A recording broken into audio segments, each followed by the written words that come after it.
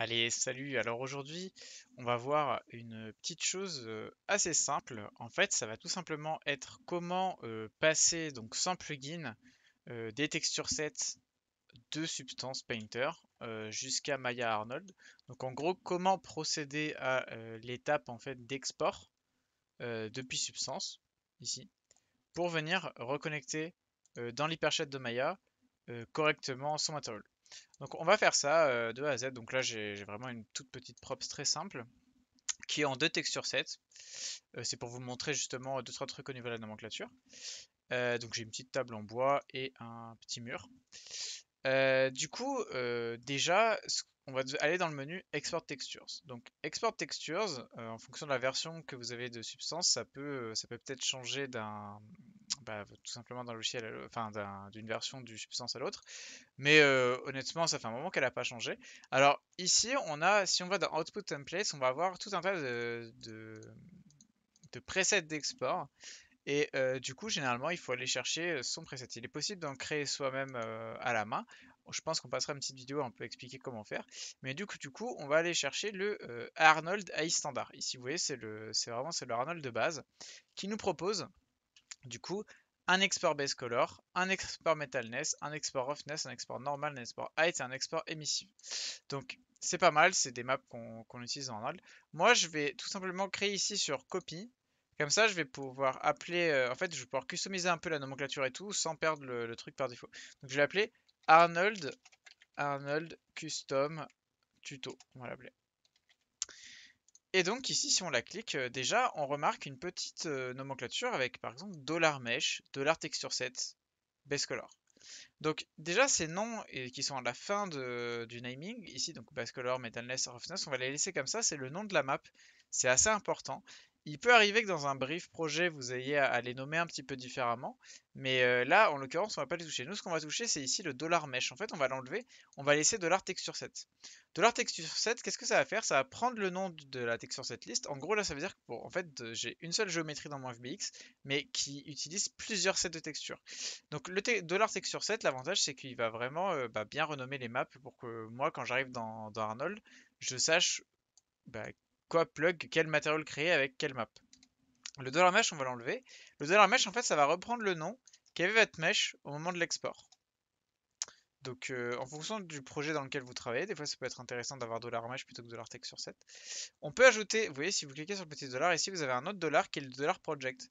Alors $project, en fait il va tout simplement reprendre le nom de votre fichier substance. Vous voyez par exemple là moi mon fichier s'appelle wall and table, donc je mets $project, si je mets $project, mon fichier va s'appeler par exemple pour le set de la table, du mur pardon, dollar, enfin il va s'appeler table set underscore base color underscore wall and table. Donc moi je vais l'enlever parce que ça va faire un peu doublon avec comme j'ai déjà le $texture set. Au niveau ici des maps en elles-mêmes, on va rien toucher. En gros la base color est pour la couleur. La metalness, en fait, si on les regarde rapidement, indique quelle partie de l'objet est métallique et quelle partie ne l'est pas. La roughness contrôle la rugosité. La normal map, les informations de relief. La height, les informations de height. Et l'émissif, tout ce qui va émettre de la lumière. Donc plutôt dans Arnold plutôt sous forme de masque hein, finalement. Donc on va aller ici, on va cocher nos deux texture sets parce que là on en a deux exportés, on a table set et wall set. On va choisir du coup notre petit Arnold Custom qu'on vient de créer, voilà, Arnold Custom Tuto. Donc là il faut le chercher en output template. On va en file type, je vais mettre du PNG, comme ça je peux avoir l'alpha si c'est nécessaire. Et on va exporter en 4K parce que, alors moi pour le tuto, normalement c'est en 4K, mais moi pour le tuto je vais mettre en 1024 comme ça la reste sera un peu plus petite. Ce sera plus rapide à exporter du coup. Et ici je vais chercher mon chemin d'export. Donc moi en l'occurrence c'est ici, j'ai préparé un. Donc là vous allez chercher votre projet, généralement c'est là où vous avez seté votre projet Maya. Et on est parti pour l'export. Donc là Arnold nous écrit ici toutes ces textures. Donc c'est super, on va pouvoir à partir de ça créer nos matériaux. Vous voyez, donc j'ai la diffuse, j'ai la normale, voilà, du mur, j'ai un peu de tout. Enfin, en fait, tout ce qu'on avait listé au moment où on préparait le preset. Et donc dans Maya, on va aller dans l'hypershade, on va se créer un AI standard, donc on va faire tab dans l'hypershade, donc l'hypershade pour l'ouvrir ainsi ici, hop, je remonte, on sait jamais. Voilà, donc tab AI standard. Parce que sur Arnold, il faut utiliser des alias standards. Et on va avoir 2-3 particularités un petit peu à connecter. Donc là, le but, en fait, c'est d'appeler notre texture sous notre de file et après de venir la connecter là où il faut. Donc là, ce qu'on va, en fait, on va juste tout le drop. Donc je vais commencer par la table. Donc table set, hop, ici. On va tout drop. Et ce qui est bien, c'est que Maya crée de lui-même, vous voyez, les petits nodes de file, ça nous évite d'aller tous les créer à la fois un par un. Donc on va un tout petit peu ranger ça. Je vais mettre en plein écran, comme ça ce sera plus facile de naviguer dans l'arborescence. Donc on va commencer par la base color, donc qui est la plus simple. On va tout simplement venir la mettre en base color. Alors si vous voulez pouvoir refaire donc on va renommer aussi notre petit matériel. Du coup c'est le table set, donc on va l'appeler table et je vais mettre wood parce que j'aime bien donner à mes matériaux des noms de ce qu'ils représentent. Si par exemple on veut changer la couleur a posteriori, c'est-à-dire sans avoir à retourner en substance, faut pas hésiter, vous avez le droit d'utiliser des nodes comme le AI color correct qui permet par exemple, vous voyez ici, d'avoir un impact sur, en gros on va faire rentrer d'un côté la texture, par exemple ici, et on va venir pouvoir altérer par exemple ça shift, regardez là ça change la couleur du bois, son gamma pour qu'il soit plus ou moins blanc, etc. Donc moi en l'occurrence je vais pas le faire parce que j'en ai pas besoin ici, mais c'est pour vous donner une idée de un peu ce que vous pouvez encore modifier quand vous êtes dans Maya. Ensuite on va voir la metalness. Alors la metalness, vous voyez là elle est absolument noire.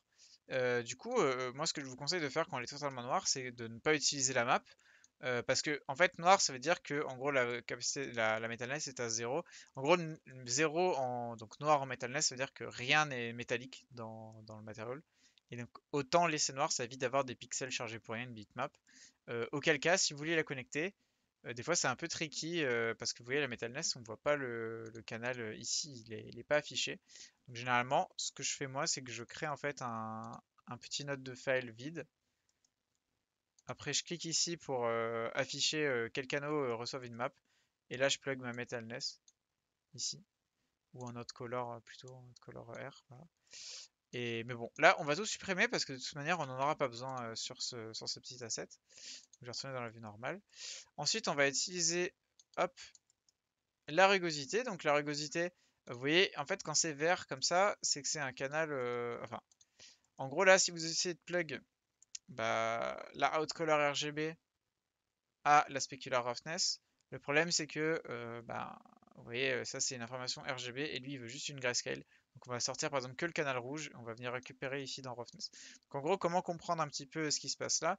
La roughness va contrôler si un spéculaire, quelle zone de la texture absorbe plus ou moins la lumière. Et donc ça c'est contrôlé par la rugosité, vous voyez, hein, si on l'analyse un petit peu, la roughness. Là où on va avoir des informations plutôt sombres, ça va plutôt absorber, et là où c'est plutôt blanc, ça va plutôt renvoyer la lumière. Donc, ou c'est l'inverse, ça dépend. Ça dépend de comment vous avez créé votre map, mais voilà quoi, c'est juste une information. On se sert de l'échelle grayscale, en fait, de l'échelle grise, pour contrôler un comportement.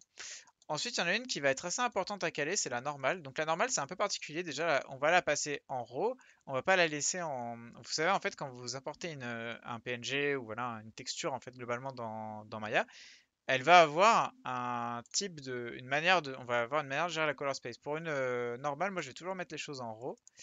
Et ce que je vais faire aussi, c'est qu'en fait, normalement, il faut la plug dans normal caméra. Mais on va pas la plug directement, on va se créer un node d'abord qui s'appelle bump 2D.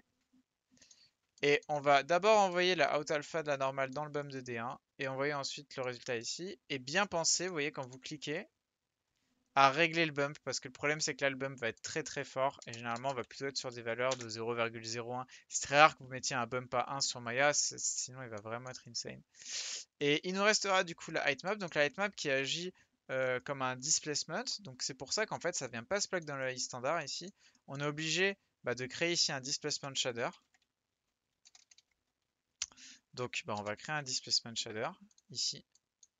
On va supprimer le shading group qui sert à rien. Donc l'output de notre displacement shader, on va le connecter ici dans le displacement shader du shading group auquel on a associé notre matériau. Et ici, on va venir plug notre displacement. Alors, notre displacement dans notre alpha ici.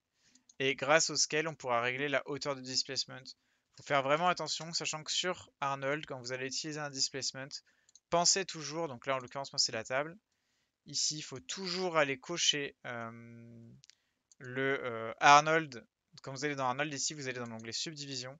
Et là, vous devez bien regarder, vous devez activer en fait un type de subdivision, donc le cas de Clark, mettre des itérations. En fait, ce que va faire, ce que je suis en train, en fait, quand vous faites de la displacement map, il est très important de bien penser que pour opérer la displacement map, le moteur va devoir subdiviser votre modèle pour créer des polygones. Alors subdiviser, qu'est-ce que ça veut dire? Regardez, je vous fais un exemple de subdivision. Ici, vous voyez, là, je subdivise. Le problème, là, c'est que quand je subdivise, vous voyez, c'est pas homothétique. Genre, les polygones ne sont pas exactement carrés, font pas la même taille.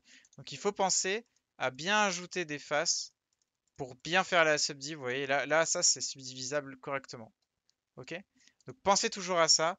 Je vois souvent des gens qui m'envoient des commentaires ou des élèves en cours qui me disent, par exemple, qu'ils ont mis du displacement sur une sphère qu'ils ont bien, ça marche mal parce qu'ils ont bien pensé à activer le cas de Clark, l'itération, etc.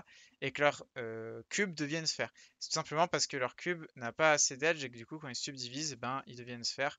Quand, par exemple, vous subdivisez un cube, regardez, hop, j'ai un cube ici. Si je subdivise, j'obtiens une sphère, c'est normal. Donc, si je veux pas que ça devienne une sphère, il faut toujours que je vienne ajouter des petits edges de contrôle pour protéger les angles. D'accord? Donc ça, bah, c'est de la base, mais ça nous coûte rien de le rappeler. Donc voilà, pensez à tout ça quand vous intégrez vos matériaux. C'est vraiment un matériau de base. C'est vraiment le pont de base.